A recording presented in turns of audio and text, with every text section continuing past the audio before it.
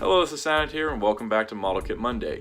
This week we're taking a look at a gunpla specifically. That would be the high-grade Universal Century Sinanju Stein. Now the Sinanju Stein here is based on its appearance in Mobile Suit Gundam Narrative, the recent re-released film. Came out in November 2018 in Japan and February 2019 in North America. Now, while Mobile Suit Gundam Narrative is a very recent movie, this kit is actually a little bit older. It came out around, I believe, September 2018 in Japan, and so it predated the film in a lot of ways, like several of the narrative kits did. Now, this kit in particular is mostly reused from the high-grade Sinanju, but there's a lot of new parts and a lot of new detailing, as the design is different. The Sinanju had a much more round design. This is a more square and blocky one. So when you're looking at the kit, the thing that is best noted is that it has a lot of great details. Despite them being stickers, the Neo-Zeon etchings on the arms and chest really stand out as being a really nice detail, and it's something that could be easily painted if the builder so chooses. Now, in terms of weaponry, that's where things get a little bit more interesting, as the weapons are completely different than the Sinanju. So first of all, we have the beam rifle.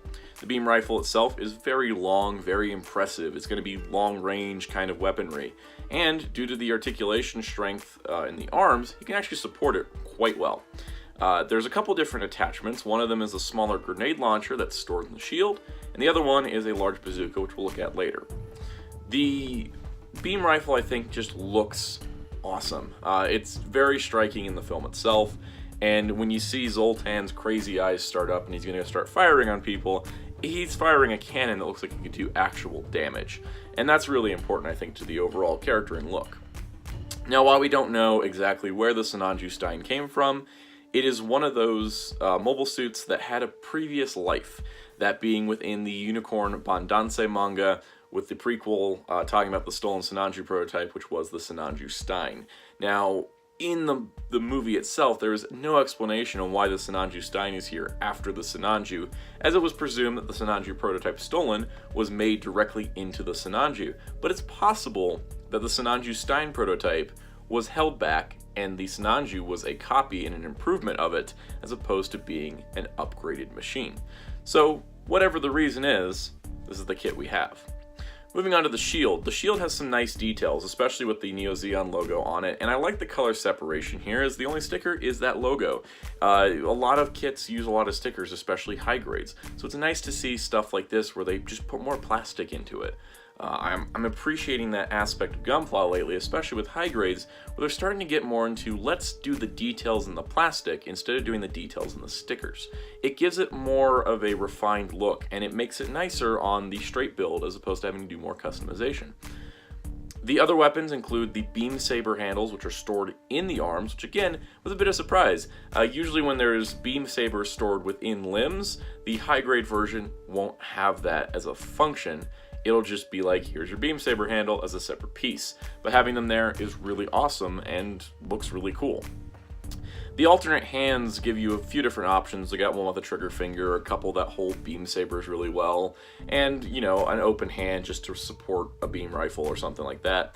Even though the articulation supports it well enough, you can have it in more realistic poses. I think that the coolest part of this is that it actually comes with its bazooka launcher. Now, the bazooka launcher itself is very large. When it's in its full assembly mode, it's quite unwieldy, and it's hard to get the kit to really pose using it well, but you can do it. It has two different handles for support, which is awesome. But the most important thing I think about this is that you get a shorter barrel, and you can remove the scope piece, which allows you to connect it to the beam rifle as an underhanging bazooka launcher under the beam rifle. It looks really cool. The kit can support it because they actually designed the arms properly, and I really do like that. It's probably my preferred method of displaying the Sinanju with a beam weapon. The other thing that it does come with is the beam axes, but sort of. In the film itself, the Sinanju Stein does use the two beam axes, and those beam axes are only there very briefly. I'd say probably about 1 or 2 seconds of footage. And the kit doesn't include any beam effects for the beam axes, but they are included because they're on the same runner as other parts that were from the previous release of the Sinanju. There's nowhere to store those beam axe handles on the shield, so therefore the stored versions have no use, but you can still have them hold the normal beam axes, and if you have a Sinanju that isn't using its beam axe effects, it's a high grade, it'll probably work with the beam accessories.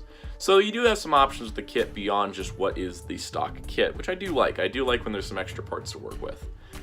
Overall, I gotta say that I'm really impressed with the Sinanju Stein. It's a kit that has a lot of detail that's done through plastic color, and I like that a lot. It's something that I wish more kits would do. I don't like applying a ton of stickers usually, and for this kit it was mostly just the Neo-Zeon flourish and the eyes, and that's awesome. I really do like that. He's really solid, really sturdy. I do like how the back skirt has an option to be cut, so it's ball jointed, so you have all the skirt movement, so nothing's restricted. And overall, I think the kit is really well designed and lives up to expectations. It's honestly better than the real grade Sinanju, which is kind of a hot mess due to its inner frame issues. I would like to see the Sinanju Stein get the real grade treatment someday, but I do want an entirely new frame built and possibly a real grade Sinanju V2 to go with it, as I really think that if they were to ever redo this design the same way they did the first Sinanju, it would be an absolute disaster. But overall, that does it for the kit. I highly recommend it. I picked up mine at Barnes & Noble, actually, a few months ago, or a month or so ago, I should say, and it was retails for $35, so it's not too expensive considering it is a larger kit. This is not your standard, small Gundam. This is actually a full-on mobile suit. So overall, highly recommend the Sinanju Stein. So that does it for this week on Model Kit Monday. Next week we'll be doing something different, either a tutorial or a top 10. Haven't decided yet, but it's going to be one of those two. And also be sure to follow me on Instagram, Twitter, and Facebook at SoundOut12. If you have any customs you'd like to be spotlighted in a future video, please send them to me either on those 3 platforms or here on YouTube. Give me a description of your custom and what you did with it and what it is based on, the creator name, and the words "okay to publish," so I know that you want to have it featured in a video. I've already received a couple, and I'm really excited to put that together once I receive enough entries to make a full video. But that does it. So stay tuned next Monday at 8 p.m. Eastern for the next episode of Model Kit Monday. Check out Ninja Talks Gundam Live, where I will be on every Monday at 9 p.m. Eastern, which is on the Visible Ninja YouTube channel. And check out Hero Club for all of your Gunpla news and more. I do a weekly Gunpla news roundup on Tuesdays. So till next time, this is SoundOut saying goodbye.